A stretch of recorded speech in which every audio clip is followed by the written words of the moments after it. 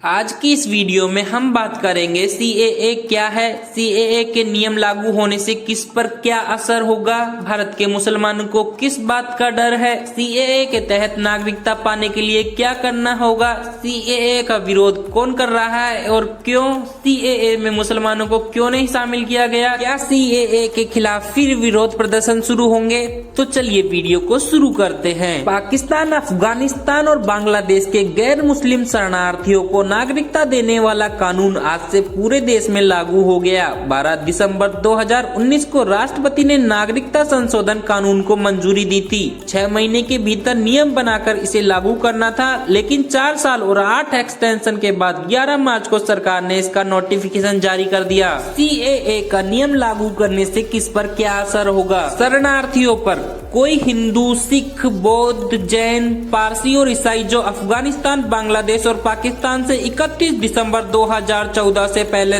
Bharat migrate हुआ है, उसे अवैध माइग्रेट्स नहीं माना जाएगा। ऐसे सभी लोग भारतीय नागरिकता के लिए 12 मार्च से आवेदन कर सकते हैं। मुस्लिम शरणार्थियों को इससे बाहर रखा गया है। इन 3 देशों के अलावा अन्य किसी शरणार्थियों से जुड़े नियमों में कोई बदलाव नहीं हुआ है। भारत के नागरिकों पर नागरिकता संशोधन कानून को भारत के नागरिकों से कोई लेना देना नहीं है। ये शरणार्थियों को नागरिकता देने का कानून है। इस कानून से पड़ोसी देशों से आने वाले अल्पसंख्यकों को नागरिकता दी जाएगी और किसी भी नागरिकता नहीं छीनी जाएगी। हालांकि असम समेत देश के पूर्वोत्तर राज्यों के अधिकांश लोगों को ये आशंका है कि इस कानून के लागू होने के बाद उनके इलाकों में प्रवासियों की तादाद बढ़ जाएगी, जिससे पूर्वोत्तर राज्यों के कल्चर और भाषाई विविधताओं को नुकसान पहुंचेगा। भारत के मुसलमानों को किस बात का डर है। 2019 में गृह मंत्री अमित शाह ने कहा था कि नागरिकता संशोधन कानून के लागू होने के बाद सभी शरणार्थियों को नागरिकता दी जाएगी। इसके बाद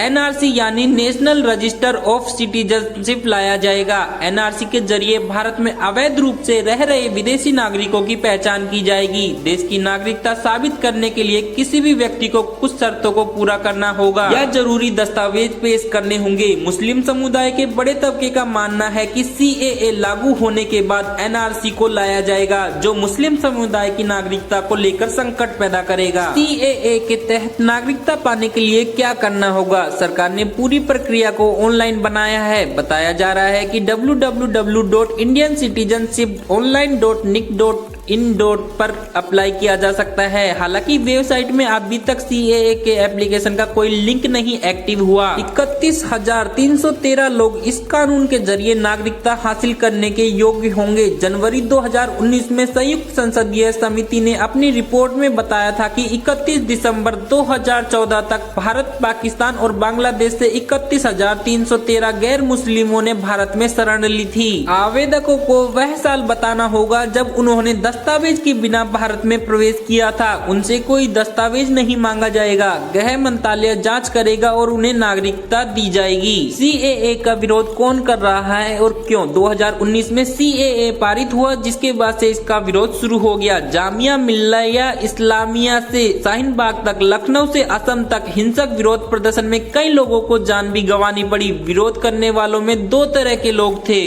पहला, असम समेत देश के पूर्वोत्तर राज्यों के लोग। वहां के अधिकांश लोगों को ये आशंका है कि इस कानून के लागू होने के बाद उनके इलाके में प्रवासियों की तादाद बढ़ जाएगी, जिससे पूर्वोत्तर राज्यों के कल्चर और भाषाई विविधता को नुकसान पहुंचेगा। दूसरा, भारत के अन्य क्षेत्र के लोग सीएए का विरोध इसलिए कर रहे हैं क्योंकि इसमें मुस्लिम शरणार्थियों को शामिल नहीं किया गया है। इस कानून में तीनों देशों से आए सभी 6 धर्म के शरणार्थियों को नागरिकता देने का प्रावधान किया गया है, जबकि मुस्लिम धर्म के लोगों को इससे बाहर रखा गया है। विपक्ष का आरोप है कि इसमें खास तौर पर मुस्लिम समुदाय को निशाना बनाया गया है। उनका तर्क है कि यह संविधान के अनुच्छेद 14 का उल्लंघन है, जो समानता के अधिकार की बात करता है। सीएए में मुस्लिमों को क्यों नहीं शामिल किया गया। बीजेपी ने कहा कि केंद्र सरकार सीएए के माध्यम से बांग्लादेश, पाकिस्तान और अफगानिस्तान के प्रभावित अल्पसंख्यक समुदायों को राहत देना चाहती है। मुस्लिम समुदाय इन देशों में अल्पसंख्यक नहीं बल्कि बहुसंख्यक है। यही कारण है कि उन्हें CAA में शामिल नहीं किया गया। क्या CAA के खिलाफ फिर विरोध प्रदर्शन शुरू होंगे? ऑल असम स्टूडेंट्स यूनियन और 30 स्वदेशी संगठनों ने सोमवार को कहा कि वह राज्य भर में नागरिकता संशोधन अधिनियम की प्रतियां जलाएंगे। संगठन के मुख्य सलाहकार समुज्जल भट्टाचार्य ने कहा कि वे CAA के खिलाफ अपना अहिंसक शांतिपूर्ण लोकतांत्रिक आंदोलन जारी रखेंगे, साथ ही कानूनी लड़ाई भी लड़ेंगे। AIMIM नेता असुद्दीन ओवैसी ने कहा कि आप क्रोनोलॉजी समझिए, पहले इलेक्शन का सीजन आएगा और फिर CAA के रूल्स। उन्होंने लोगों से इसका विरोध करने को कहा है। CAA को अदालतों में चुनौती दी गई थी, तब क्या हुआ? CAA को लेकर सुप्रीम कोर्ट में 200 से ज्यादा जनहित याचिकाएं दायर की गई थी। 19 दिसंबर 2019 को उस वक्त के चीफ जस्टिस UU ललित की अध्यक्षता वाली बेंच ने इस पर पहली बार सुनवाई करते हुए कहा था कि सरकार का पक्ष जाने बगैर कोर्ट इस पर कोई निर्णय नहीं लेगी। जिसके बाद सरकार ने इस कानून को लेकर सुप्रीम कोर्ट में एक एफिडेविट भी प्रस्तुत किया था, जिसमें CAA को कानून का अंग बताकर इसका बचाव किया गया था। 6 दिसंबर 2022 के बाद इस मामले में कोई सुनवाई नहीं हुई, जिसके बाद से ही याचिकाएं अभी भी सुप्रीम कोर्ट में लंबित हैं। CAA को लागू करने के लिए 4 साल से मामला क्यों अटका था? CAA कानून पर 12 दिसंबर 2019 को मुहर लग गई थी। इसके बाद सरकार ने इस कानून को लागू करने वाले नियम बनाने के लिए समय मांगा था। तब से लेकर अब तक सरकार नियम बनाने की समय सीमा को 8 बार बढ़ा चुकी है, जिसके चलते सरकार को इस कानून का समर्थन कर रहे लोगों का विरोध भी झेलना पड़ा है। हालांकि इन नियमों को बनने में देरी क्यों हो रही है, इस पर सरकार ने स्पष्ट कुछ नहीं कहा है। गृह मंत्री अमित शाह ने अपने एक पुराने बयान में कहा था कि महामारी के कारण नागरिकता संशोधन अधिनियम को लागू करने में देरी हो रही है। वही कानून के पास होने के बाद नॉर्थ ईस्ट समेत देश भर में हुआ हिंसक विरोध भी कानून के लंबित होने के कारण हो सकता है।